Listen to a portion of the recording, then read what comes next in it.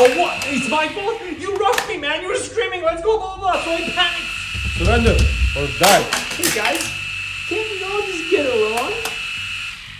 What do you guys think? Hell no. Not a chance. We kill. We're gonna get fried. Not while I'm around. I'm gonna die today. What are you gonna do with that little thing? Hold this.